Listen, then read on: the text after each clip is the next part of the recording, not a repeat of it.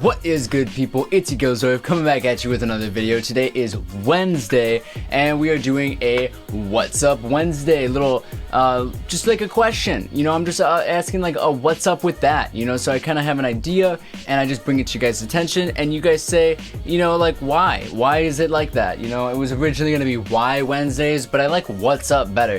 What up with that? But anyway, so today I wanted to talk about why iPhone, specifically Apple. I'm just curious why Apple only does a singular product. I mean, it makes a lot of sense if you go back and you look at the history of Steve Jobs and when he was a part of the company, when he wasn't a part of the company, and him coming back. He makes a clear point that having just one good product in each category is better than having like six products. So instead of having like a bunch of different types of MacBooks, they have a MacBook Pro and then the Mac Air, and that's really it. There's not a lot of laptops that Apple's comes out with, and there's not a lot of even desktops that they come out with. They have the new Mac Pro, which is just unrealistic for the consumer end, and then you have the iMac, which is your typical family computer that they wanted to get so that it's clean. You just throw that. It's the monitor and the computer. It's an all-in-one device. And then if you got Bluetooth, keyboard and mouse, it just keeps your desk nice and organized and clean. It's very consumer friendly, very family oriented, and that makes sense. Here's where it doesn't make sense: is the iPhone models. I feel like they're just all over the place, and just hear me out on this. I feel like they should have 3 different types of iPhones. For a while when they had iPod, they had 3 different types of iPods. They had the iPod Shuffle for people who just want to listen to music. They know what they listen to, and they listen to such random music that they're okay with just throwing it on shuffle, and odds are they're not even going to skip the song anyway. They just need background noise. They need music.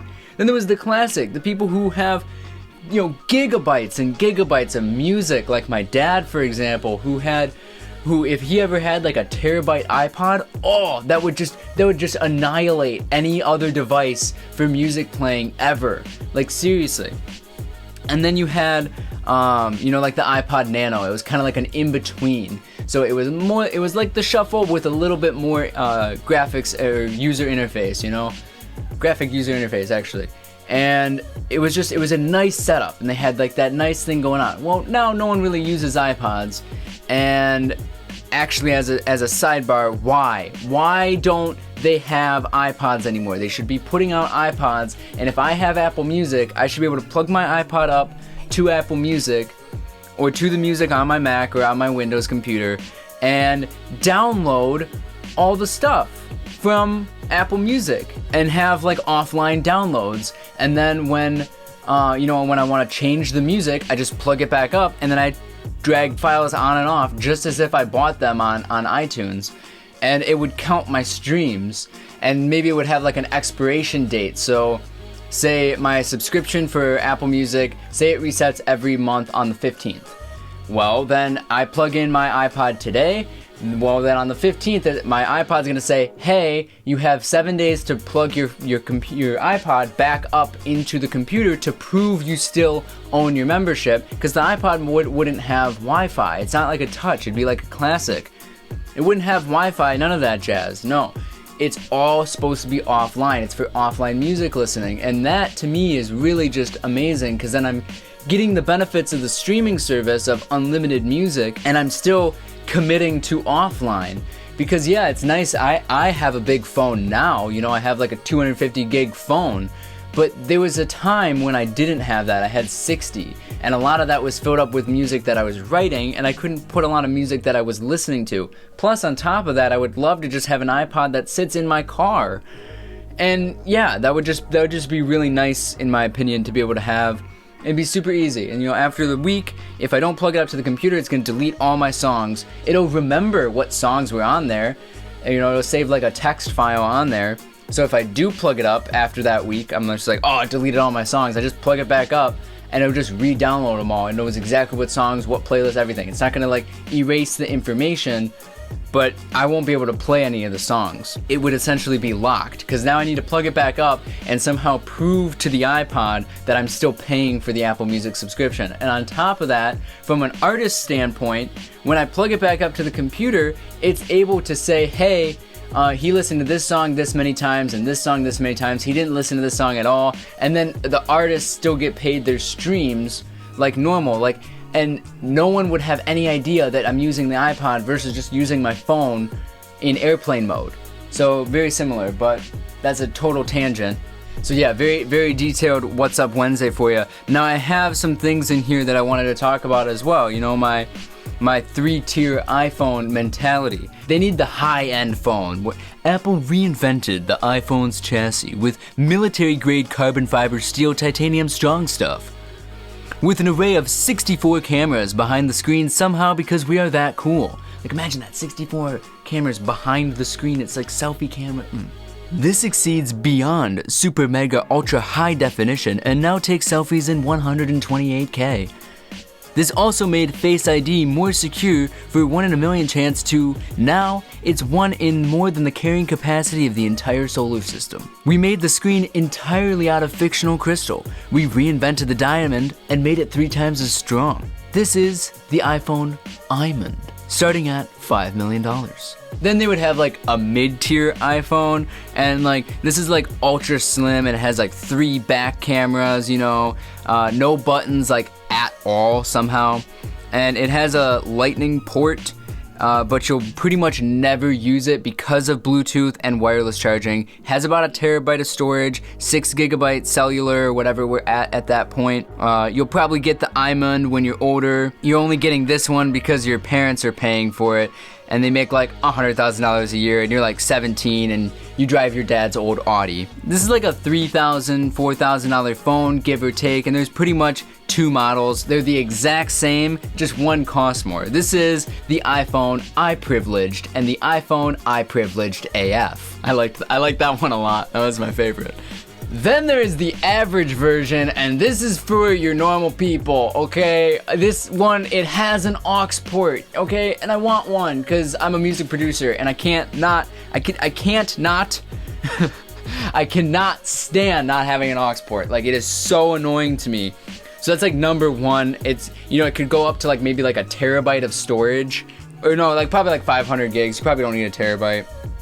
Maybe it's very thick and bulky, and it has like an SD card slot, so I could literally just throw in my SD card from my camera. I just say I have like the mini with the adapter, and I just pull the mini out of the adapter and I stick the mini SD card or micro SD card right into my phone. I can pull it out of my phone, stick it back in the adapter, throw it right into my camera, and it's just a flawless motion. And then I could use like Adobe Rush on my phone, or even like a better version of iMovie. Maybe they could finally update iMovie for once, and it could just be like a much better producer friendly, you know, creator friendly, YouTuber friendly device. And it would be designed for that tier of people who want to be able to do that type of production, people who are photographers, cinematographers, and music producers, and just overall creators. And then finally, I know I said 3 versions, but I ended up creating a 4th one. Finally, there's gonna be the basic phone.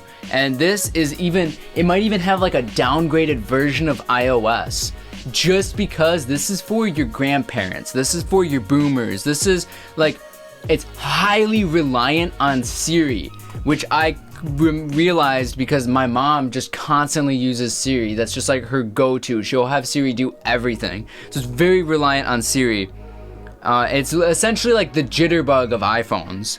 This will become like the epitome of everyone who has a smartphone over the age of 40. They will end up getting this phone because it's simple. It's a $200 phone, and it's literally just like as fast as the newest iPhone, but like it works and operates pretty much like an iPhone 4S. But it's as fast as the 4S was when it first came out. It's as fast as an iPhone 10, but it just doesn't do nearly as much. And it's got like no storage. It's got like 60 gigs. It's just like, but you're not gonna need more than that. It's very just dependent on being able to take good photos, but store them in iCloud. It's just designed to be fast and call people, text people, use Facebook, and take photos. And that's like it. Pretty much it's not gonna be able to do much more than that. And I get it, iPhones are pretty much, that's what they do now, but that's what a lot of people use them for.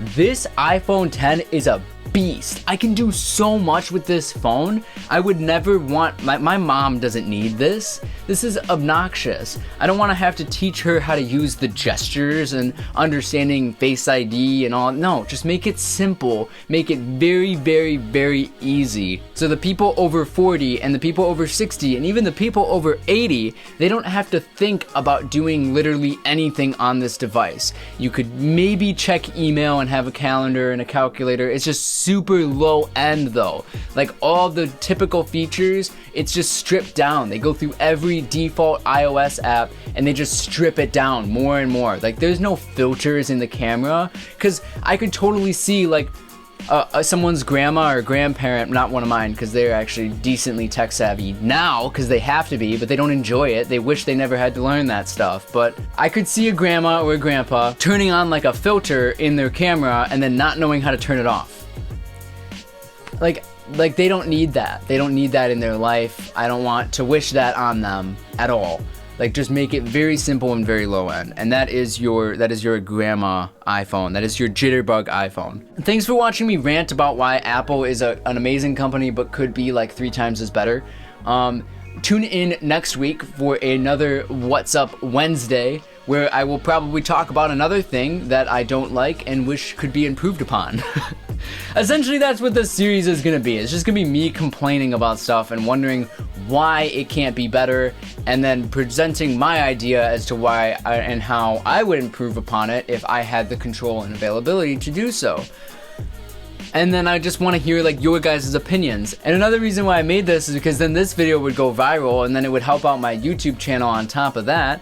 And yeah, then I would get, you know, the publicity from it, and then maybe, just maybe, Apple or someone who works at Apple would see this and actually want to change it and say, hey, this video got 1 billion views and has like 1 million comments of a bunch of people agreeing with the same thing. Maybe we should do that. And then Apple does it, and Apple triples their profit for that year. And then all the investors who own stock in Apple, I don't, but all the people who do, then they would make more money on that, and then they'd all be happy because I made this freaking video. And that to me is one of the reasons why I like making videos and like posting stuff like this on YouTube, is because we are the generation that can actually make change using the internet and using our resources and our network. We can really do that. I've seen those things happen where because something went viral, things change. You know, long story short, that's what this series is going to be about. Check out the playlist up over there, and it'll have a playlist of all of these videos. So if you're watching this, you might want to check out some of the other videos similar to this.